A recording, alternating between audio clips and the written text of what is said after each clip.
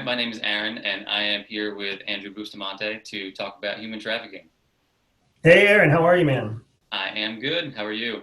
I'm good. Thanks for having me. I really appreciate talking about talking about something like human trafficking because it reminds me of my old life, and it's also one of those gaps in the world that doesn't get enough attention. It doesn't get enough funding. It doesn't get enough attention, and frankly, I don't think people realize how big the problem is. So it was exciting for me to get your invitation to have this conversation to shed some light on the mystery that is human trafficking. Thank you. Thank you for taking the time. I mean, I know you're halfway around the world right now, and things are kind of crazy, and being able to talk to anybody is pretty nice these days. Yeah, I agree. So thank you for the video chat, and thank you for everybody out there who invented video chat because it's getting its time in the spotlight right now. Yes, it is. Yes, it is. All right, down to business. So, you being who you are and having your prior work experience, what is your exposure to? I guess first we should start with the definition. So, what I think of as human trafficking, um, based on my own personal experience, I think of human trafficking pretty quickly as only the sexual trafficking bit, but I know that there's a much broader picture out there.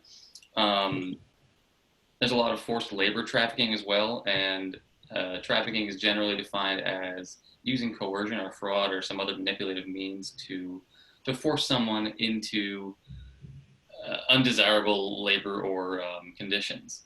Yeah, some kind of physical act. Yeah, exactly. So human trafficking is basically the business process of moving people as a product. And that, I mean, that when you think of it in those terms, those simple terms, people are not intended to be a product or a service of some other human being. I No, feel like in the United States, that's especially something that we hold true. We value our freedom, we value our liberty, we value our dignity. And when someone takes those things away from you, whatever that condition is, essentially that is human trafficking. And like you said, the example that usually jumps to mind is sex trafficking. mm-hmm. When people are trafficking women or children, it also happens to men, but when human beings are trafficked for a sex business. But there's also human trafficking that supports drug trade. There's human trafficking that supports forced labor. There's even modern day slavery where humans are trafficked from one country or one province to another country or another province to basically take on menial, dangerous, hazardous physical labor Right. that is better, or that the host country thinks is too dangerous for their own natives. So human trafficking is very broad, it's very complex, and it happens all over the world. Did you have any experience, at least witnessing it, or that you can speak to? Oh Um, yeah, so if anybody who's traveled and lived abroad has seen human trafficking, okay. in the United States, we have a massive human trafficking problem in the sex trade that is largely unknown to people. There are women trafficked in and out from third world countries and even from neighboring countries in Latin America, and they come to the United States under forced conditions, under manipulative conditions, and then they take up work in some sort of sexual trade. In the rest of the world, the same thing happens, but it's not nearly as secret. It's not nearly as hidden. Interesting. Oftentimes, there are government officials or there are business tycoons that are backing it. So even when you're talking about first world countries in Europe or in Asia or in the Middle East, human trafficking is alive and well. Prostitution, organized crime, drug trafficking is all very clear and present. But what it's lacking oftentimes is the danger piece. It doesn't affect national security interests Hmm. immediately, not like terrorism, right? And because it doesn't have that instantaneous, that visceral threat, that's why it doesn't get the attention or the funding or the headline space that it deserves. I think you might be onto something there, as far as the reaction part.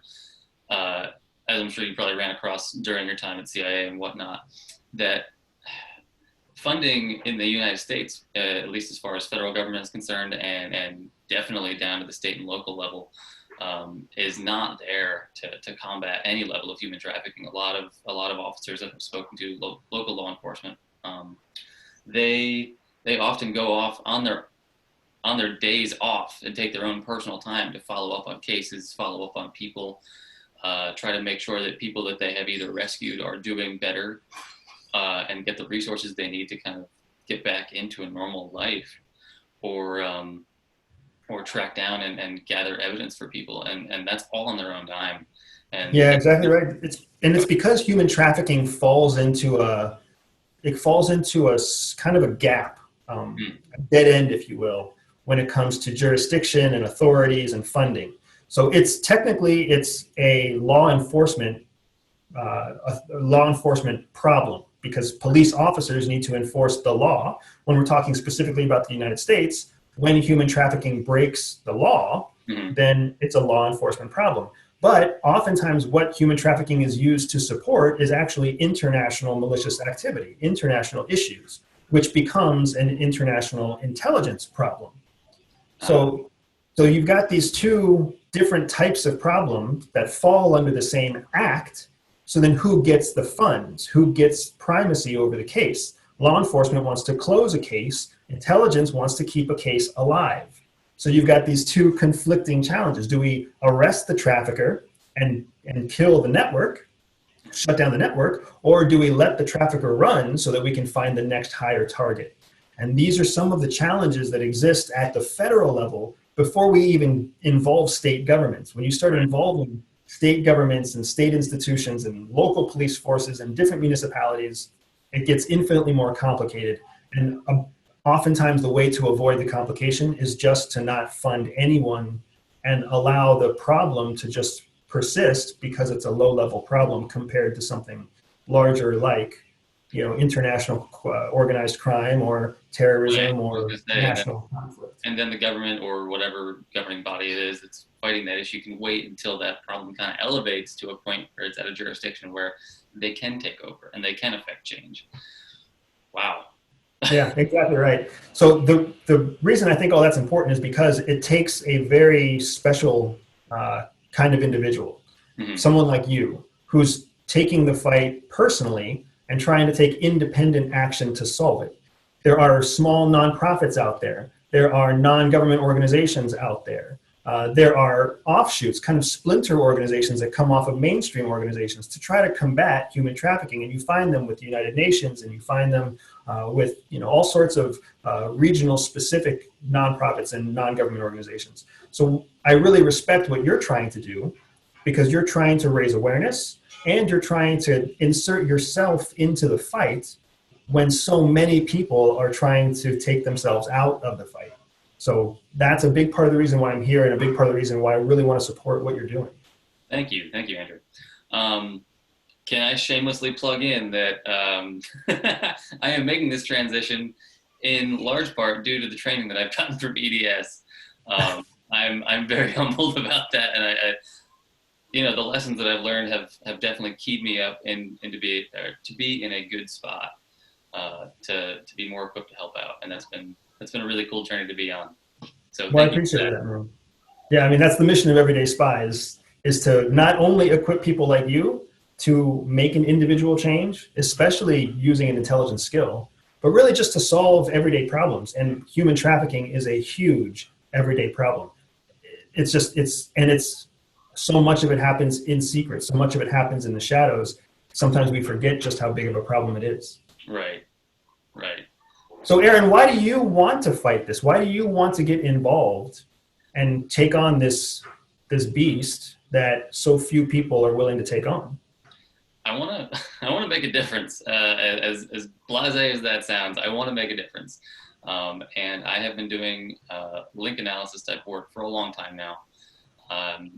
And through the EDS stuff, I've been able to realize how easily applicable it can be to other areas that interest me. And I'm a father. I have 2 young kids, similar to yourself, and it